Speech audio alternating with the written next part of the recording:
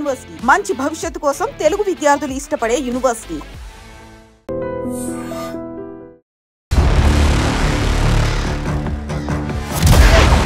ఆ చేప చాలా పవర్ఫుల్.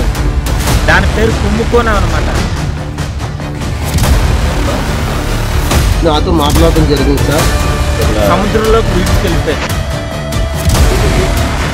చేప కుంభకోణము చేపతో పాటు వీటిలోకి వెళ్ళిపోయింది సార్. కుంభకోణం చేప ఒక యువకుడిని లాక్కెళ్లినటువంటి విషాదకర ఘటన అనకాపల్లి జిల్లా పూడిమడక బీచ్లో చోటు చేసుకుంది. ఒక్కసారిగా ఆ కుటుంబం ఆ కొడుకు కోసం రోధిస్తోంది. పూడిమడక బీచ్ ప్రాంతం అంతా ఒక్కసారిగా షాక్ గురైంది, విషాదంలో మునిగిపోయిందని చెప్పొచ్చు. చేపల వేటే తమ వృత్తిగా భావించి నిత్యం సముద్రంపై ఆటుపోట్లు ఎదుర్కొంటూ తమ జీవనోపాధి కొనసాగిస్తున్నటువంటి మత్స్యకారులు ఎప్పుడు కూడా దినదిన గండమే. ఎందుకంటే ఎప్పుడు ఏం జరుగుతుందో తెలీదు. ఒక్కొక్కసారి తమకు ప్రమాదకరమైన చేపలు కూడా ఎదురవుతూ ఉంటాయి. వాటి నుంచి అనేక సమస్యలు కూడా వాళ్ళు ఎదుర్కోవాల్సి ఉంటుంది. ఇదంతా కూడా మత్స్యకారులు కదిలిస్తే ఏం జరుగుతోంది సముద్రం వేటలో అనేది వాళ్ళు చెప్తూ ఉంటారు. ఇంతకుముందు కూడా మనం అనేక ఇంటర్వ్యూస్లో చెప్పాం. ఇక్కడ పూడిమడక బీచ్ నుండి 20 నాటికల మైళ్ళ దూరంలో వీళ్ళు వేట కొనసాగిస్తూ ఉండగా చోడపల్లి ఎర్రయ్య అలాగే వాళ్ళ తమ్ముడు కొర్రయ్యతో పాటు మరొక నలుగురు కూడా వేట కొనసాగిస్తున్నారు. ఒక్కసారిగా ఆ గేలానికి ఒక భారీ చేప చిక్కినట్టు అనిపించింది. ఆ చిక్కిన చేప కుంభకోణం దాదాపు 100 కేజీల పైనే ఉంటుంది. ఇంత భారీ చేప తమ గేలానికి చిక్కడంతో నలుగురు కూడా చాలా సంతోషపడ్డారు. ఇంకాస్త ఈ ఎర్రయ్య అనే యువకుడు మాత్రం తనకి 25 ఇయర్స్. ఆ యువకుడు ఇంకాస్త ఎగ్జైట్మెంట్తో దాన్ని అతివేగంగా పడవలోనికి తీసుకోవాలి అనేటటువంటి ఆలోచనతో దాన్ని లాగే ప్రయత్నం చేస్తూ ఉంటే ఆ కుంభకోణం చేప తిరిగి బలంగా ఆ యువకుడిని లాగేసింది. దీంతో ఒక్కసారిగా యువకుడు గల్లంతైపోయాడు. ఆ యువకుడు కోసం కొన్ని గంటల నుండి కూడా నిర్విరామంగా రెస్క్యూ ఆపరేషన్ కొనసాగుతోంది. హెలికాప్టర్ ద్వారా కూడా ముమ్మరంగా గాలింపు చర్యలు కొనసాగించినప్పటికీ కూడా ఇప్పటికీ తన ఆచూకీ లభించకపోవడంతో కుటుంబ సభ్యులు కన్నీరు మున్నీరుగా రోధిస్తున్నారు.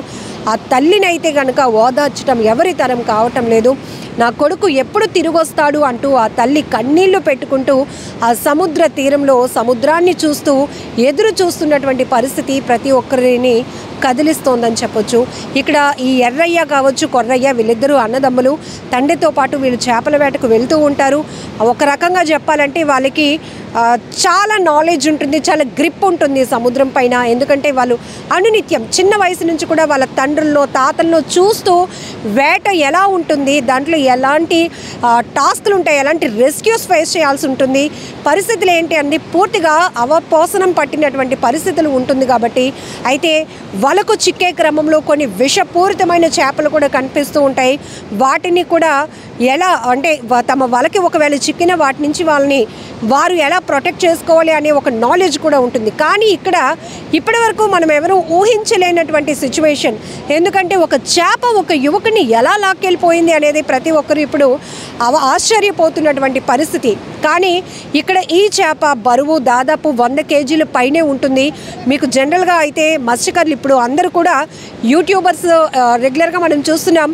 ఫిషర్మ్యాన్స్ ఫిషింగ్ చేసేటప్పుడు కూడా వాళ్ళ వలకి ఎలాంటి రకాల చేపలు చిక్కుతాయి, వాటి బరువు ఎంత, వాటిని దేనికి ఉపయోగిస్తారు, మెడిసిన్ పర్పస్లో ఉపయోగించే చేపలేంటి, ఏవి ఎక్స్పోర్ట్ చేస్తాయి, ఏవి మన లోకల్గా డిమాండ్ ఉన్న చేపలు, ఇవన్నీ కూడా మనకి మంచి మంచి నాలెడ్జ్ ఇస్తూ ఉన్నారు. ఇలా కొంత నాలెడ్జ్ మనకుంది.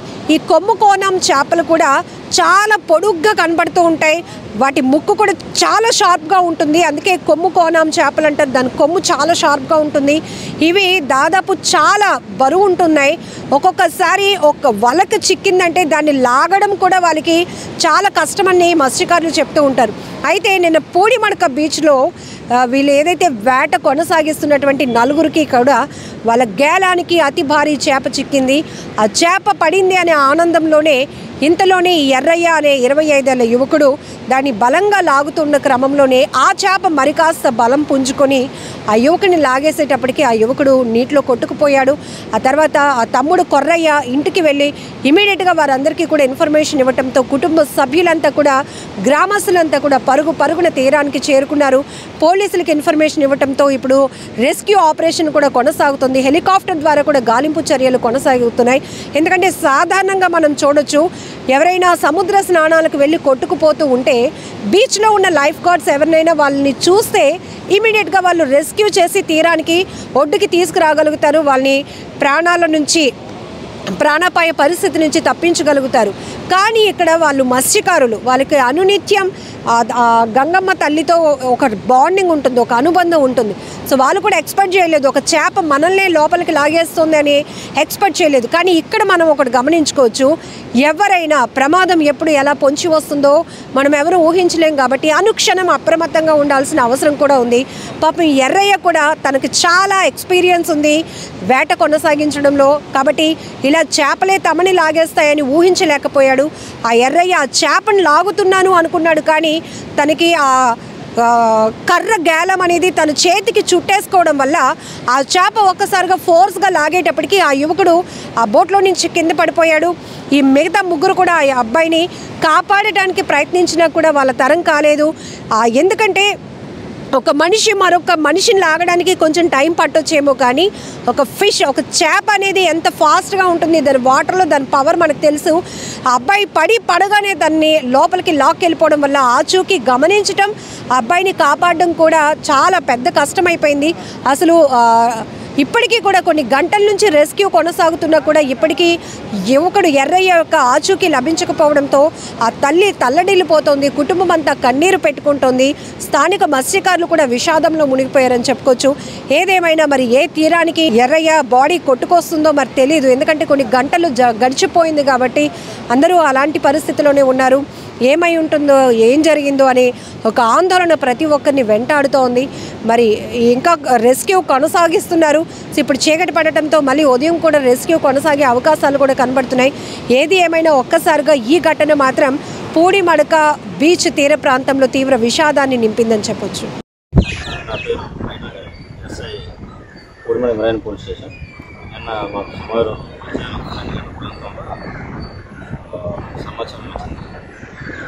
వేటకెళ్ళినటువంటి చోడుపల్లి ఎర్రయ్య అనే 28 ఇయర్స్ ఉంటాయి, కొండపాలెం గుడిమడక విలేజ్. వేటకి వెళ్ళినప్పుడు లోపల ఇన్సిడెంట్ జరగడం వల్ల మిస్సింగ్ దృశ్యం చెప్పి ఆ బోట్లో ఉన్న వ్యక్తులు చెప్పడం జరిగింది. బయటకు వచ్చాక తర్వాత సాయంత్రం 4 గంటలకి వాళ్ళు ఎవరైతే ఉన్నారో వాళ్ళ పేరెంట్స్ మత్స్యాపురం పోలీస్ స్టేషన్లో కంప్లైంట్ ఇవ్వడం జరిగింది. ఆ తర్వాత మేము కోస్ట్ గార్డ్ వాళ్ళకి ఇంటిమేట్ చేయడం జరిగింది. తర్వాత కోస్ట్ గార్డ్ వాళ్ళు జేఓసీ జాయింట్ ఆపరేషన్ నిమిత్తం ఒక హెలికాప్టర్ నెక్స్ట్ షిప్స్తో కూడా ఆ లోపల సెర్చ్ జరుగుతుంది. ఆల్రెడీ ప్రజెంట్ అయితే ఇటువంటి ఆచూకీ మాకు అర్థం కాలేదు, ఇటువంటి బాడీ కూడా ట్రేస్ అవుట్ కాలేదు. మేము కూడా తీర ప్రాంతం అయినటువంటి ఈ సుమారు కలింగపట్నం, బారువా ఈ లిమిట్స్ మొత్తం చుట్టుపక్కల పోర్టు, పూడిమడక, పెంటకోట మొత్తం చుట్టూ మెరైన్ పోలీస్ స్టేషన్కి మేము చేయడం జరిగింది. బాడీ కానీ అయినా సరే అంటే ఇన్ఫర్మేషన్ మాకు ఇవ్వాలని చెప్పి. నా పేరు వాసుపల్లి ఎల్లాజీ సార్, మాది పూడిమడక గ్రామం సార్, అచ్యుతపురం మండలం, అనకాపల్లి జిల్లా. నేను బోటు ఓనర్ని సార్. నా బోట్ నెంబర్ 2354 సార్. మేము బుధవారం నైట్ 2 గంటలకి వేటకు వెళ్ళాం సార్. 4 పర్సన్స్, ఒకటి నేను, 2 చోడుపిల్లి కొర్రయ్య, 3 మిస్ అయిన అబ్బాయి చోడుపిల్లి ఎర్రయ్య, 4 గనగల అప్పలరాజు అనే వ్యక్తులు 4 వేటకు వెళ్ళాం సార్. మేము తిరిగి వచ్చే సమయంలో 9:30 సమయంలో మా గేలానికి కొమ్ముకోణం అనే చేప చిక్కింది సార్. దాన్ని తీసుకొచ్చుకొని ఇంకా సపరేట్ గేలం వేసే సమయంలో వేసాడు సార్. వేసిన తర్వాత ఆ అబ్బాయికి తాడు చుట్టుకొని చేపలు ఆగలని చేపతో పాటు నీటిలోకి వెళ్ళిపోయాడు సార్. దాని తర్వాత నేను సపరేట్ తాడు పట్టుకొని దూకి వెళ్ళి 20 నిమిషాల పాటు సముద్రంలో వెతకడం జరిగింది సార్. ఆయన నా చేతికి చెక్కలేదు సార్. నాకు పడే కొమ్ముకోణం అనే చేప దాదాపు 200 కేజీలు పైగా ఏటు ఉంటుంది సార్. అది ఆయన నా ప్రాణమిత్రుడు సార్, చోడుపిల్లి ఎర్రయ్య ఆయన. మా పూడిమడక గ్రామంలో బుధవారం తెల్లవారుజామున 4 వేటకు వెళ్ళడం జరిగింది మత్స్యకారులు. అయితే ఆ నలుగురిలో ఒకరు ఒక ఒక చేపని పట్టుకొని పడవలోకి తీస్తుండగా అది కర్రగాలం అని ఉంటది. ఆ కర్రగాలాన్ని పట్టి దగ్గరికి కొమ్ముకోన అనే చేపని తీసుకొని వచ్చి పడవలో వేస్తుండగా ఈ యొక్క చేప చోడుపిల్లి ఎర్రయ్య అనే మత్స్యకారుడిని సముద్రంలోకి వీడ్చుకెళ్ళిపోయింది. ఎందుకంటే ఆ కర్రగాలానికి ఈయనకి కూడా ఒక తాడు ఉంటది. అంటే ఈ హ్యాండ్కి ఒక తాడు ఉంటది. ఆ తాడు ఉండడం వల్ల ఆ తాడుతో పాటు ఆ చేప చాలా పవర్ఫుల్. దాని పేరు కుమ్ముకోన అన్నమాట. అది లాక్కొని వెళ్ళిపోయింది. లాక్కొని వెళ్ళిపోతే తనతో ఉన్న ఫ్యామిలీ ఇంకొక మరో 3 మత్స్యకారులు ఆ పడవలో ఉన్న వాళ్ళు తను రక్షించడానికి చాలా ప్రయత్నాలు చేశారు. కానీ వాళ్ళ ప్రయత్నాలు అయితే విఫలమైంది. ఎందుకంటే సముద్రంలో చేప చాలా అవసరమైతే ఒక 10 మందిని లాగే కెపాసిటీ ఆ చేపకు ఉంటుంది. అంత డేంజర్ ఫిష్ అది కొమ్ముకోన అనేది. దాన్ని తట్టుకోలేకపోయారు. ఈ అబ్బాయి అయితే తిని కూడా చోడుపిల్లి ఎర్రయ్య సముద్రంలోకి వెళ్ళిపోయాడు. ఎందుకంటే అప్పటికి తన తోటి మత్స్యకారులు పడవలు పట్టుకెళ్ళడం వెతకడం మొదలు పెట్టారు.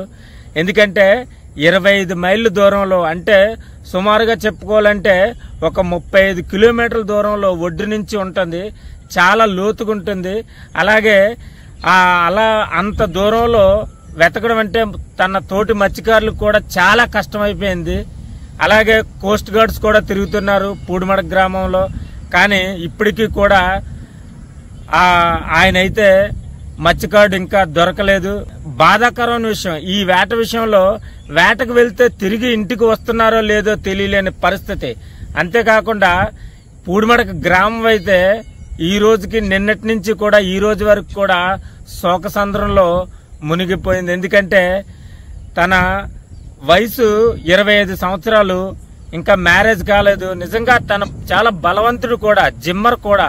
అలాంటి వ్యక్తిని చేప తీసుకెళ్లిపోయి ఇలా తన నిజంగా సముద్రంలో కలిసిపోయే ఈ మత్స్యకారుడు పరిస్థితి ఇలాగైంది. నిజంగా చాలా బాధాకరమైన విషయం.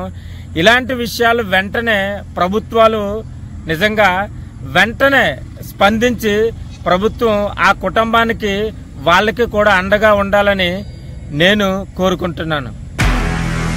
నిజంగా ప్రస్తుతం ఉన్నటువంటి సమాజం దేనికి ప్రయారిటీ ఇస్తుంది? ఆర్థిక సంబంధాల చుట్టూ మాత్రమే తిరుగుతుంది. మళ్ళీ ఎన్నికలంగానే చాలా విరక్తి కలుగుతుంది.